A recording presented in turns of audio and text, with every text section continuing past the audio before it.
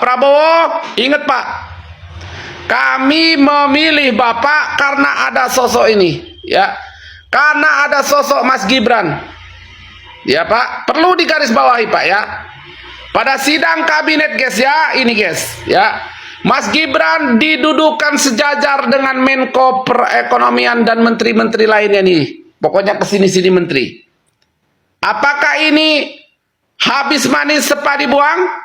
Guys, coba komen di kolom komentar. Pak Prabowo, tolong Pak, ini kejadian yang terakhir Pak ya. Tolong dihargai Mas Gibran. Mas Gibran sudah bersama-sama kita, bersama rakyat Indonesia memenangkan Pak Prabowo. Ya, tolong posisi Mas Gibran dikembalikan ke seperti semula. Jangan didudukan seperti ini Pak. Ya, biasanya kan berdampingan dengan Bapak. Sini Pak Prabowo, sini Mas Gibran. Kenapa ini? Ada apa? Coba dijawab. Ya, hargai posisi wakil presiden. Jangan disejajarkan begini dengan Menko-Menko. Ya, kami memilih Bapak itu karena ada ini, ada sosok ini, gitu loh. Ya, tolong Pak, ini kejadian terakhir ini Pak. Ya, kita sangat menghargai Mas Gibran. Kalau seperti ini, Bapak sama aja tidak menghargai kita.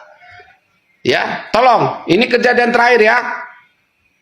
Guys, coba komen di kolom komentar guys ya. Boom. Assalamualaikum warahmatullahi wabarakatuh. Nah, ini ada yang tak biasa ya dalam pelaksanaan rapat Kabinet Merah Putih.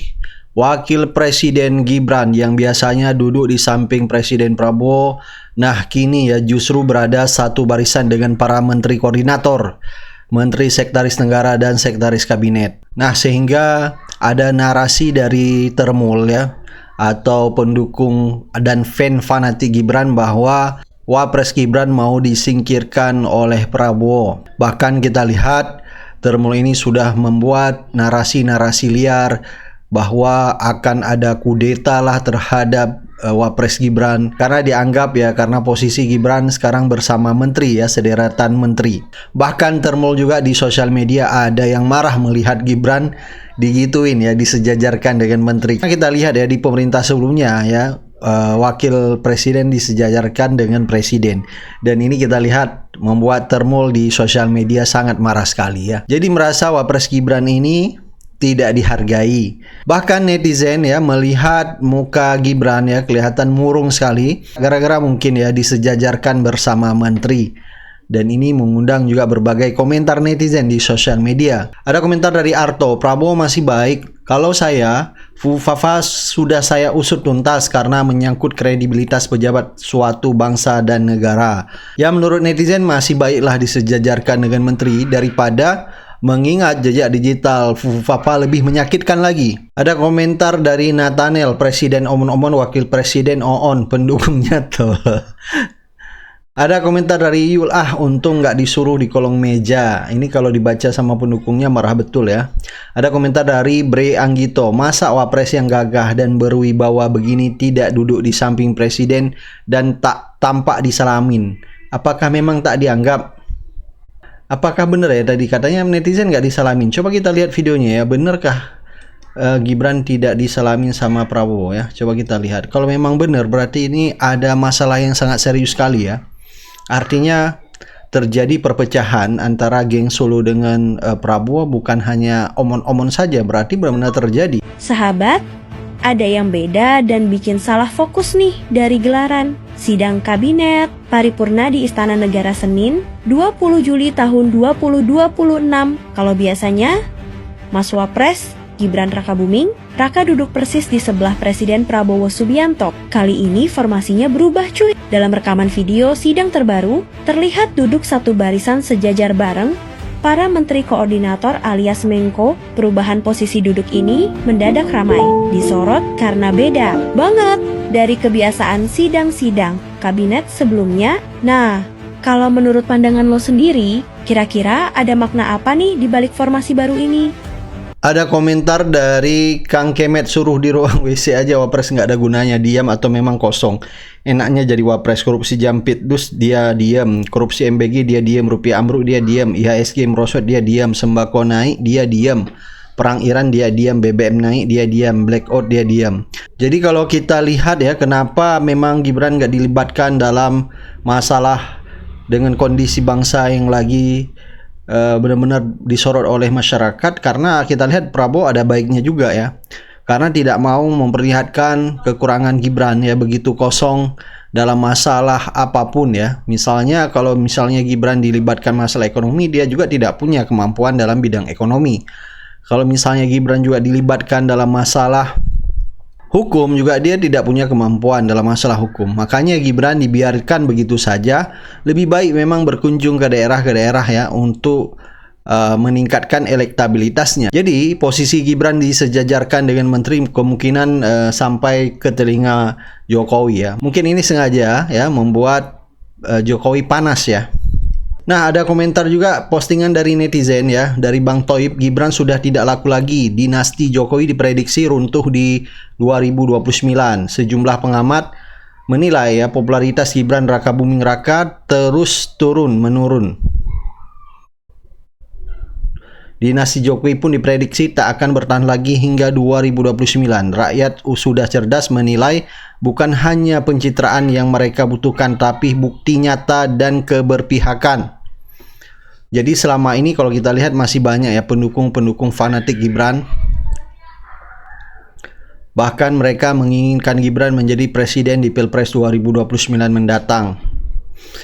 Jadi kalau kita tanya sama pendukung Gibran, apa alasan ya kalian memilih Gibran sebenarnya ingin jadi presiden? Mereka pun tidak tahu.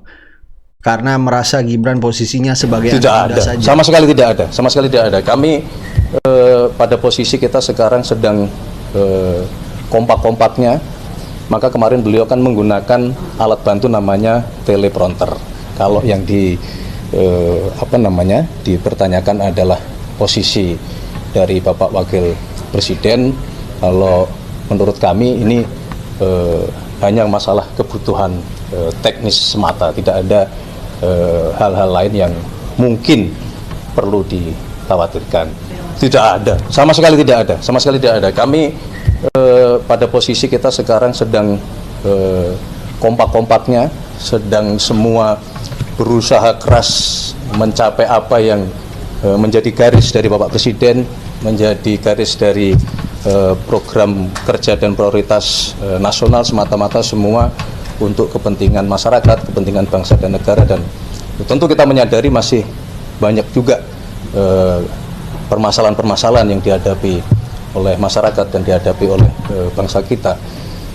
Halo guys, ngobrol soal sidang kabinet kemarin. Jadi ramai sekali yang mempertanyakan posisi wakil presiden ya, posisi Gibran pada saat rapat kemarin itu, yang biasanya wakil presiden berdampingan dengan presiden gitu, ini kok sekarang enggak gitu ya. Gibran duduk di antara para menteri, sejajaran dengan para menteri, bukan di samping presiden lagi. Ini ada apa nih gitu ya? Apa pecah kongsi atau ada perseteruan atau ada perang dingin? Ya nggak tahu persis lah. Tapi politik itu memang tidak bisa kita lihat dari apa yang hanya diucapkan saja, karena kan memang kita nggak pernah melihat ada konflik terbuka lah gitu ya antara presiden dan wakil presiden, apalagi saling serang gitu ya, nggak ada dan sepertinya nggak mungkin itu kita dengar ya. Tapi kita bisa melihat dari apa yang terjadi, apa yang dilakukan, termasuk misalnya ini posisi duduk ini. Ya meskipun ini sebatas asumsi, tapi kalau kita lihat ya, sekarang ini kan Gibran ini semakin kencang gitu ya, didorong ke 2029. Yang saya tahu saja setidaknya sekarang ini ada 3 relawan Gibran.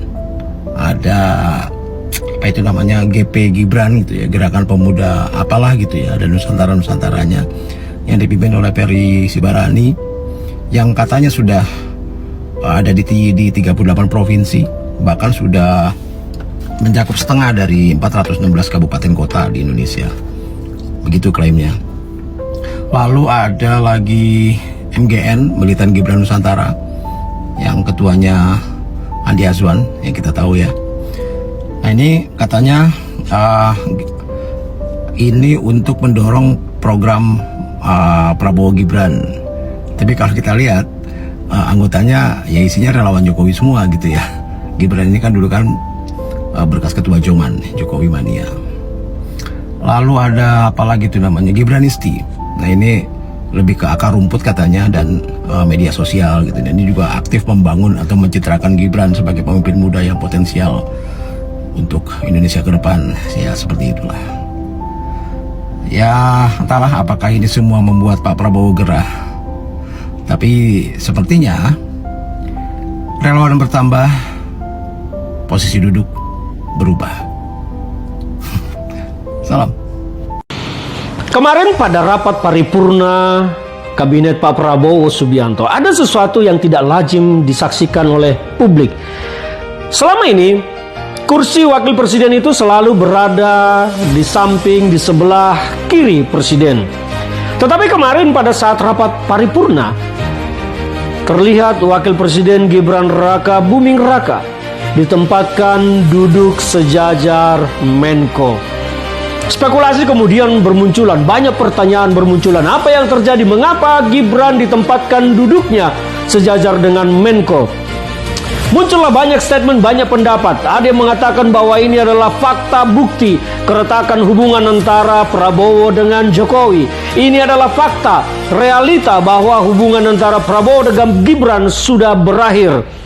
Bagi saya, asumsi dan spekulasi tersebut ya bisa saja masuk akal melihat manuver politik dari Jokowi belakangan ini yang terus menunjukkan bahwa dirinya siap tarung 2029 dengan Prabowo. Gibran betul-betul dipersiapkan dengan barisan pendukungnya melalui partai PSI yang sekarang Jokowi sedang safari politik kemana-mana. Dan ini adalah sesuatu yang patut kita cermati. Kalau orang bertanya, pendapat saya apa? Saya akan mengatakan bahwa ini adalah sinyal putusnya sebuah hubungan. Dan saya yakin, termul-termul pasti ngamuk-ngamuk nih. Nanti pasti banyak nih yang membuat konten-konten di media sosial yang akan menyerang Pak Prabowo Subianto. Tunggu saja, keriuhan di media sosial akan semakin banyak pasca peristiwa ini. Karena yang melakukan keriuhan itu adalah patut diduga memang adalah kelompoknya Jokowi. Jangan sampai Gibran naik, itu yang kami utamakan. Gibran jangan naik dan dinasti Jokowi harus hancur. Oligarki hitam harus kita hancurkan, Pak. Ini tanggal 11 nanti akan menyatakan sikap terhadap keadaan negara saat ini. Itu yang akan kami hancurkan, Pak. Kami akan serang, Pak. Akan apa, Pak? Kami serang, kami hancurkan. Kami tidak rela Indonesia dipimpin oleh dinastinya Jokowi. Caranya gimana, Pak? Secara konstitusional lah. Usut tentang ijazahnya dia salah satunya. Kami gugat secara konstitusional. Kami tidak rela dia jadi pemimpin kami. Malu-malu kan, Pak? Ini merupakan kejahatan luar biasa. Kasus ini jangan dianggap remeh. Saya ketemu dengan Jimli, Profesor Jimli, kemudian di sana ada Pak Mahfud MD dan beberapa perwira tinggi Polri. Kemudian Pak Jimli itu mengarahkan untuk RJ. Saya menolak dan saya katakan bahwa ini merupakan kejahatan luar biasa. Tidak ada RJ. Saya katakan begitu. Karena dengan lolosnya Pak Jokowi memimpin negara, rakyat Indonesia berjumlah 280 juta. Dipimpin dengan seorang presiden yang sangat amat diduga menggunakan ijazah palsu. Dan kemudian banyak persoalan-persoalan negara termasuk hutang negara, korupsi dan sebagainya, ya.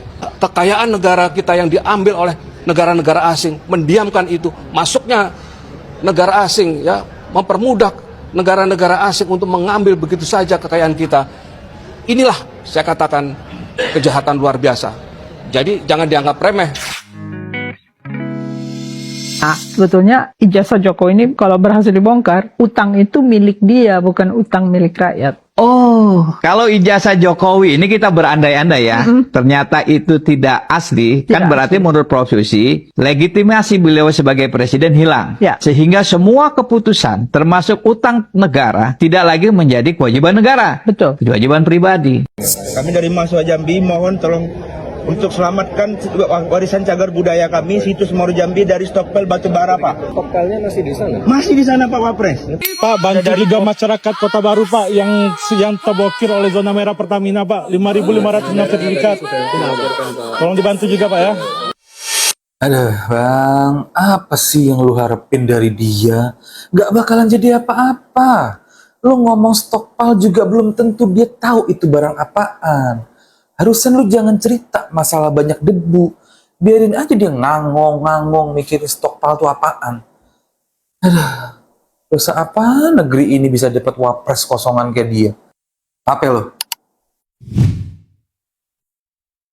Kalau bapaknya ijazahnya kehutanannya 99,9% palsu, anaknya Nggak punya ijazah. nggak punya ijazah, bahkan nggak ada riwayat pendidikan yang jelas. Yang dimajukan oleh Gibran sebagai syarat itu kan hanya surat keterangan. Surat keterangan itu satu-satunya itu keajaiban dunia yang ke-9. Kan? Satu-satunya yang dibuat. Karena nggak pernah ada surat keterangan. Ketika kami datangi langsung, dan itu ada rekamannya, itu tidak pernah terjadi karena dulu itu kalau ada penyetaraan itu formatnya nggak kayak gitu. Penetapan ya. Iya, yang pernah dilihat oleh Mas Tiardi kemarin kan suratnya kan hanya surat keterangan. Iya. Ada nama, Iya. dan lucunya ada nama orang tua. Iya. Buat apa surat keterangan ada nama orang tua untuk Anak menunjukkan dari- dia anak siapa? Iya. Dan paling parah lagi, itu surat keterangan, Mas, kalau diperhatikan kemarin dibawa oleh Pak Sultan Palal, itu surat keterangan untuk daftar dia selaku wali kota. Ketika kemudian digunakan untuk wapres, harusnya kan terbit lagi surat. Lah kok surat itu dilegalisasi? Cuman oleh kepala TU. Jadi ibaratnya kan ada surat, ada ijazah, kemudian dilegalisir, yang legalisir itu minimal adalah dekan, minimal, ya toh? Atau bahkan rektor. Masa pegawai TU yang melegalisir itu surat yang melegalisir surat keterangan itu kan pegawai TU. Untuk pemilu 2024. Untuk pemilu. Untuk dia jadi cawapres. Ini kan kebangetan. Apalagi surat itu sama sekali tidak benar. Karena di surat itu disebut penyetaraan untuk grade 12. Ya, 12. Nah, untuk menjadi setara dengan SMK.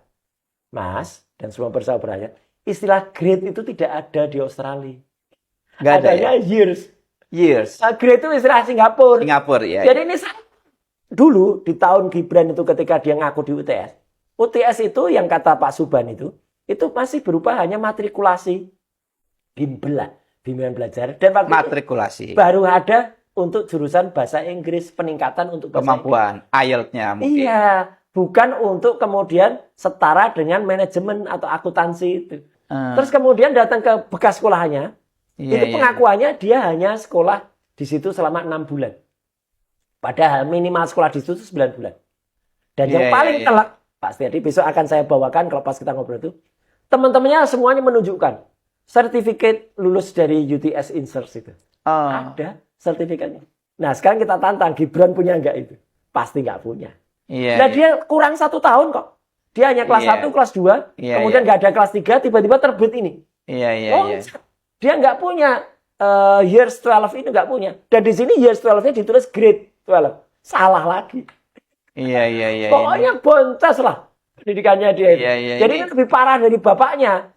Gibran itu kosong. Ketika dia diajak ngomong sering gak nyambung. Ketika mengeluarkan kebijakan, kita nggak tahu kebijakan itu berasal dari siapa. Ya beberapa analis menyebutkan bahwa Pak Prabowo selama ini tuh merasa terbebani dengan kehadiran Gibran karena namanya jadi jelek gitu. Kan Gibran itu kurang berkompeten ya, agak kosong gitu kalau diwawancara dan sebagainya, dan itu tuh dianggap sebagai sebuah beban gitu. Nah, jadi katanya mau dipisahkan saja, tapi itu masih isu ya. Kita lihat apa yang akan terjadi nanti. Dan indikasi berikutnya yang saya pikir juga ini cukup mencolok adalah semakin kesini Gibran itu semakin tidak dikasih jatah untuk melakukan sesuatu gitu, sebagai wakil presiden. Terakhir yang paling jelas dan terlihat itu adalah rancangan undang-undang statistik atau satu data disebutnya. Itu kan awalnya disebutkan bahwa alurnya itu bertanggung jawabnya terhadap wapres, tapi kemudian diganti menjadi langsung lapor kepada presiden. Nah, jadi kalau Baraya lihat Pak Gibran itu semakin kesini itu semakin nganggur gitu, semakin banyak posisi-posisi yang seharusnya dan selayaknya diberikan kepadanya sekarang jadi tidak. Yang jelas di Indonesia ada begitu banyak orang yang seusia dengan Gibran, sama jenis kelaminnya dengan Gibran, dan dia juga berasal dari Solo. Misalkan ada begitu banyak orang yang seperti itu, yang jauh lebih hebat, jauh lebih handal, jauh lebih terkemuka, jauh lebih baik, jauh lebih jujur, dan jauh lebih berkompeten. Tapi orang-orang itu diabaikan, disingkirkan, dan Wakil Presiden Republik Indonesia yang berkuasa atas 280 sekian juta rakyat Indonesia itu adalah orang yang wawancara saja tidak bisa ngomong. God, please, no. Jadi artinya apa? Politikus itu rela untuk mengorbankan rakyat Indonesia. Politikus itu rela untuk menempatkan orang-orang yang tidak kompeten di satu bidang yang justru malah berdampak besar terhadap rakyat Indonesia. Mereka nggak peduli. Karena yang paling peduli itu adalah bagaimana caranya mereka berkuasa. Salah satunya adalah apa yang dilakukan Jokowi dulu. Belusukan. Karena dengan belusukan masyarakat itu melihat, oh pemimpinnya turun, oh pemerintahnya turun langsung. Nah, maka sejak saat itu kemudian dirancanglah berbagai belusukan ke daerah-daerah yang sebetulnya daerah-daerah khusus. Nah, tapi Cik Nil, lu tadi kan bilang kan ini bahwa Gibran ini tidak dipasrahin lah ya, program-program prioritas. Tapi ini gue lihat tadi sore dia kan berkunjung ke Nusa Tenggara Timur, ya ke sekolah kan di situ, dan di situ berseliweran konten-konten di mana Gibran memantau juga makan bergizi gratis. Ini apakah iya dia tidak dipasrai karena toh dia pada akhirnya ke lapangan juga memantau, atau dalam konteks kewenangan itu dia hanya dalam hal ini Gibran ya, dia hanya memantau saja, tidak kemudian terlibat dalam pembuatan kebijakan dan lain sebagainya. Nah, sebenarnya gue mewawancarai 2 bupati nih, Kang, yang daerahnya sudah dikunjungi Gibran dan akan dikunjungi Gibran dalam kunjungannya di minggu-minggu ini. Di Indonesia Timur itu di Indonesia Safari Timur. Di Indonesia Timur. Betul. Nah, 2 pejabat ini bilang bahwa Gibran dalam kunjungannya itu memang meminta datang ke sekolah yang melaksanakan program prioritasnya Prabowo, yakni MBG. Tapi terus gue nanya juga kan ke orang yang dekat ya dengan Jokowi dan juga pernah berdiskusi dengan Gibran. Dalam hal program prioritas, Gibran itu hanya menjalankan fungsi sebagai pengawas pelaksanaan. Monitoring. Monitoring. Sehingga dia tidak masuk pada isu strategisnya, tapi menjalankan pengawasan ketika dia turun ke lapangan, gitu. Dan ya tidak pernah misalnya ya rapat-rapat menteri, rapat terbatas menteri soal MBG gitu. Gibran tidak pernah tuh dipasrai atau mendapatkan disposisi untuk memimpin rapat itu. Ya, mumpung lu mention ya, Ca, barusan ya, bicara mengenai koordinasi antara Gibran dengan menteri-menteri di kabinet Merah Putih. Gue juga ketemu nih dengan 2 kolega Jokowi yang berinteraksi dengan dengan intens dengan Istana Wakil Presiden.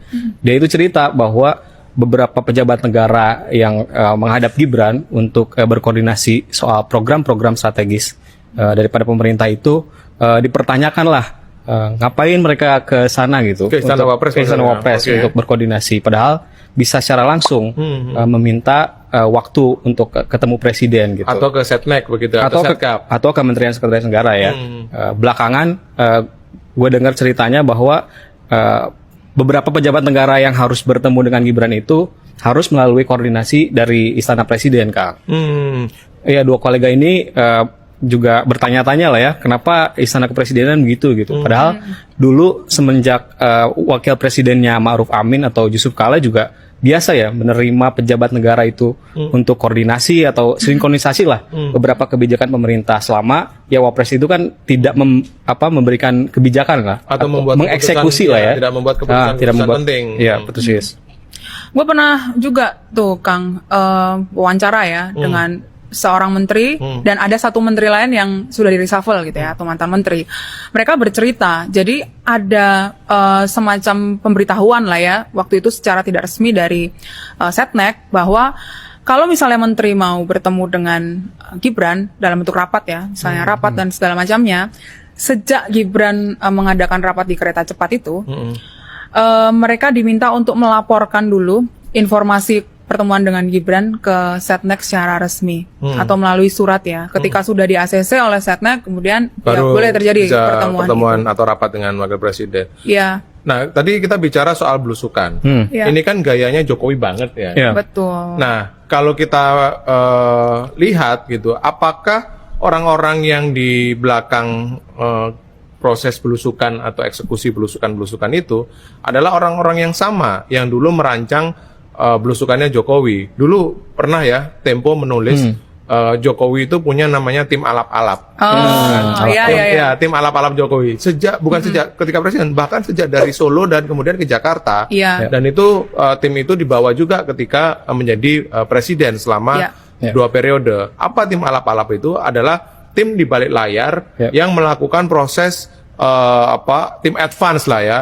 Memetakan lokasi yang cocok di mana, kira-kira kemudian di situ audiens atau masyarakatnya siapa, jenis kegiatannya apa. Nah, apakah pola-pola dan strategi itu juga dipakai oleh Gibran dalam merancang belusukan-belusukannya ke daerah yang seratusan titik itu tadi, Cik Nil. Ya, jadi benar Kang. Persis, memang Gibran ini punya tim yang namanya tim 9. Oke. Tim 9 ini bukan nama resmi ya, Ya. tapi namanya di internal dikenal dengan Karena tim jumlahnya 9 orang. Karena jumlahnya 9 orang. Dulu sebetulnya 12 orang. Oh, Tapi oke. kemudian 3 di antaranya nggak ikut lagi di Satwapres dengan alasan kembali ke Solo, karena sebetulnya sebagian besar tim ini adalah timnya Jokowi dulu. Wapres Gibran sedang mengkritik mantan presiden sebelumnya yaitu Jokowi tentang betapa banyaknya kerugian negara dari praktek misinvoicing. Simak videonya. Periode 2014 sampai 2023, nilai under invoicing ekspor diperkirakan mencapai 401 miliar US dollars atau rata-rata 40 miliar US dollars per tahun. Apa yang dikatakan Gibran adalah seperti melempar kotoran ke muka bapaknya sendiri. Kenapa? Karena misinvoicing yang dikatakan oleh Gibran itu adalah salah satu faktor utama dari rendahnya penerimaan pajak negara karena terjadi korupsi atau penggelapan. Dan itu merupakan variabel utama dengan peningkatan tax ratio kita. Lihat data di sini teman-teman semuanya, tax ratio di masa Jokowi kalah dengan zamannya Megawati, kalah zamannya SBY, dan itu membuktikan di zaman Jokowi, korupsi, misinvoicing salah satunya, penggelapan itu bisa berlangsung dengan begitu leluasa dan kerugiannya begitu besar. Dan ini juga data-data tentang bagaimana berkaitan dengan pertumbuhan ekonomi PDB kita ya. Ini lihat data-datanya ini. Di sini semakin menunjukkan bahwa Jokowi gagal total sebagai presiden dan kalah dengan masa di zaman SBY. Jadi dengan data seperti ini, apa sih yang membuat Termol mengatakan Jokowi adalah presiden terbaik? Padahal data semua menunjukkan bagaimana rendahnya keberhasilan Jokowi di bidang ekonomi. Ya, jadi teman-teman semuanya, apa yang dikatakan Gibran adalah bentuk dia tidak sadar. Yang menarik adalah pertanyaannya, siapa yang membuat draft pidato Gibran tentang misinvoicing itu? Tanggapan Gibran tentang misinvoicing ini, siapa sih yang membuat draftnya? Tidak mungkin yang dilakukan oleh Gibran sendiri. Jadi Gibran sepertinya tidak ngecek dulu apakah ini nanti akan nampar bapaknya sendiri atau tidak, atau jangan-jangan staf dari yang membuat draft itu berpikir, alah kosong aja ini wakil presiden ini kosong, udah kasih ini aja pasti dia juga nggak tahu menahu. Mungkin stafnya bilang seperti itu mungkin ya, mungkin loh ya, mungkin. Saya pernah bertemu Gibran. Berdasarkan percakapan kami, saya tahu dia itu pintar. Yang Gibran lakukan ini menurut saya, ini bagus, keren, wakil presiden loh. Oke guys, sekarang kita saksikan dialog antara mahasiswi dengan Mas Wapres Gibran. Oke Mbak, silakan bertanya. Pertanyaan saya Pak Wapres, berbicara mengenai digitalisasi dan AI. Tadi Bapak sempat juga mention bahwa Indonesia ini sebagai negara berkembang, kita memang dilihatnya sebagai market. Nah kebetulan dari program Bapak mengenai digital talent, itu kan kita pasti melahirkan talenta-talenta yang melek AI dan digital. Dan Indonesia ini menjadi market, pasar global untuk AI sudah masuk beberapa. Ada seperti Microsoft, Nvidia, kemudian Google. Nah, yang jadi pertanyaan saya, bagaimana strategi Bapak untuk supaya digital talent kita ini memiliki hubungan yang resiprokal dengan investasi dan juga transfer teknologi di Indonesia, sehingga Indonesia ke depannya kita bisa shifting dari market ke inventor, Pak. Terima kasih. Charlo, apa jurusannya apa? Agroteknologi. Agroteknologi. Depan juga ini katanya Bu Rektor yang ikut ke Turki itu ya? Benar, Pak. Apa penemuannya apa? Kemarin kita mengembangkan tentang inovasi untuk aklimatisasi, jadi kita perlengkap juga alatnya itu dengan AI, Pak. Untuk kultur jaringan. Oh iya? Itu apa? Lomba berarti atau kompetisi? Kompetisi dunia, Pak, dan puji Tuhan kita masuk 10 besar kemarin. Oh ya, oh mantap. Tahun ini ada yang berangkat lagi Bu Rektor? Tahun ini? Iya, tiap tahun ada. Tiap tahun ada? Mereka mencari kompetisi dunia dan kita buat squad khusus untuk mengikuti kompetisi internasional. Saya kira kita harus apresiasi UKSW ya, karena sudah secara konsisten mengirim mahasiswanya ke luar negeri untuk mengikuti kompetisi-kompetisi seperti ini. Ya ini caranya biar kita tidak selalu jadi pasar ya, harus seperti ini. Harus adaptif, inovatif, dan inovasinya jelas dan punya impact untuk, kalau tadi untuk pertanian ya. Kita tiap tahun selalu memonitor anak-anak yang berprestasi atau penemuan-penemuan yang inovatif seperti ini. Kalau tahun lalu anak SMA sih, itu juara juga di Turki. Dia pernah saya posting di Instagram juga. Dia ini juara nomor 1 kalau nggak salah. Itu mesin robot pembersih terumbu karang. Jadi itu saya kira sangat baik sekali ya. Permisi Mas Gibran, mana jawabannya? Saya ulang kembali ya, pertanyaan dari mahasiswi itu tadi. Pertanyaannya adalah, bagaimana strategi Mas Gibran agar digital talent memiliki hubungan yang resiprokal dengan investasi dan transfer teknologi yang ada di Indonesia? Ini katanya Bu Rektor yang ikut ke Turki itu ya. Dan kalau sekarang di pemerintahnya Pak Presiden Prabowo ini kan lagi gencar-gencarnya swasembada pangan ya. Permisi Mas Gibran, kenapa jawabannya ke bab Turki dan membahas pemerintahan Bapak Presiden Prabowo? Pertanyaan dengan jawaban tidak nyambung, Mas. Acungin jempol. Di mana otak Anda mikir? Di mana otak Anda mikir? Permisi Bang, bagaimana menurut Abang? Tolong ya, kalau kalian bertanya sesuatu kepada beliau, tolonglah jangan pakai istilah yang sulit. Pakailah istilah yang sederhana, yang gampang dimengerti. Kasihan beliau. Cobalah misalnya bertanya tentang nama-nama mainan, nama-nama kartun, nama-nama ikan.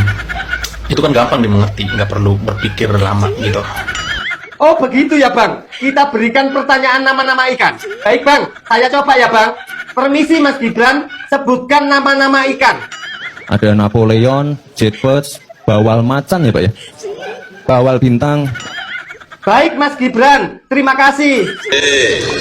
Ikan paus, apalagi? Kan banyak. Ikan teri. Hah? Ikan teri, boleh satu lagi dapat sepeda. Ikan teri, ikan lele, ikan paus, ikan teri, satu lagi. Ikan kontol. Momen Gibran kesulitan dalam menjawab pertanyaan mahasiswa. Saya ingin bertanya, bagaimana sih motivasi anak muda yang ada di sini untuk agar tidak menjadi tamu sendiri di lingkungan kami sendiri? Nah, sekian itu saja dari saya. Terima kasih.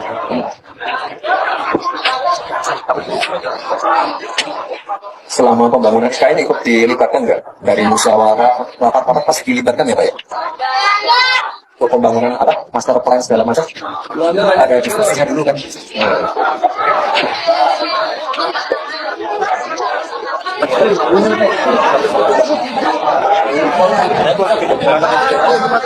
Dalam sebuah momen publik, Gibran mendapat pertanyaan sederhana. Bagaimana solusi meningkatkan produksi singkong? Tapi yang terjadi, justru di luar dugaan. Alih-alih bicara pupuk, bibit unggul, irigasi, atau harga panen. Jawaban yang keluar malah muter-muter. Di kampung singkong itu sendiri, crackers itu bisa dibuat dari singkong. Crackersnya pabrikan. Pabrikan dari merek besar. Iya.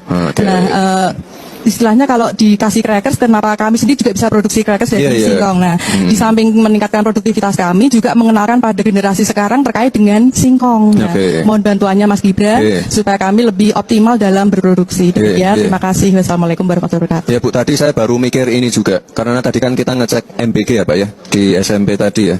Tadi menunya apa ya? Nasi, ayam, tahu, sayur, anggur.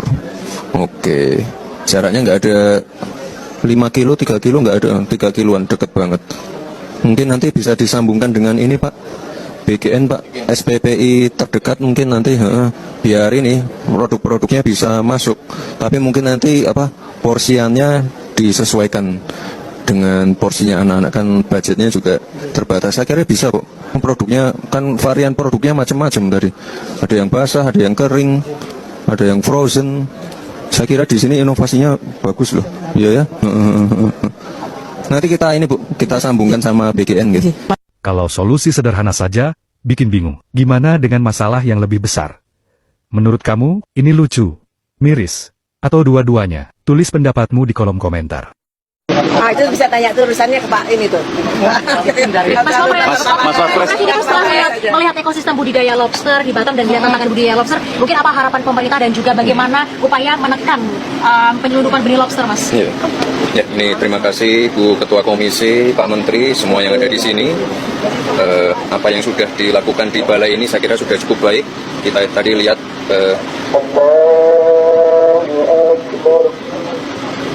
sudah dipresentasikan benih-benihnya, tadi survival rate-nya bisa mencapai 80%.